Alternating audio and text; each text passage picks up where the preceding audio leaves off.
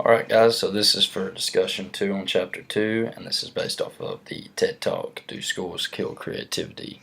And for part 1, we're going to be giving a summary of the video, and overall he just kind of talks about how education, we educate people for the future, but the future is unpredictable still, and how creativity is very important, and how we are kind of steering away from that these days, and how kids are growing up and they're scared of being wrong, and mistakes are very punishable these days, and as a result we're punishing people away from the creativity aspect in education.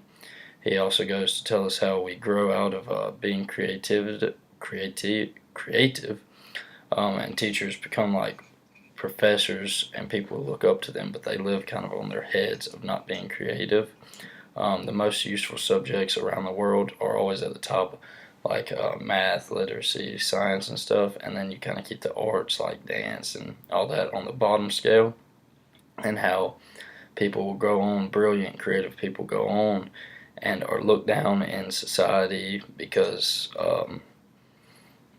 they're not sticking to kind of the plan of the world of growing up and learning math and all that stuff.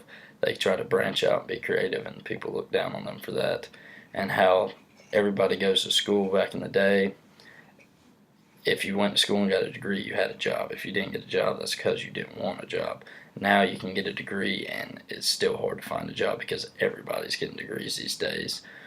He goes on to say that we need to rethink the principles of education, and education for the whole being needs to be more on a creative base. And for part 2, I chose the word probabilities, which I found on page 34, and that is kind of meaning commonly held beliefs about what is likely to happen. And then he goes on to say how the probability of education, how where you graduate, where you go get educated is the same focus on math and literature around the world, how it is all common, and that we're not focusing on the creativity of arts and such. And then overall, I would say he did a good job on his TED Talk. He had the crowd very involved. He had good examples and very good humor. He had the crowd laughing the whole time. Some of the examples he had was the girl with ADHD who they had not been like dissolved as a disease or whatever then, and how he goes on to say the dancing and all that. That was a very good example, I thought. And thank you.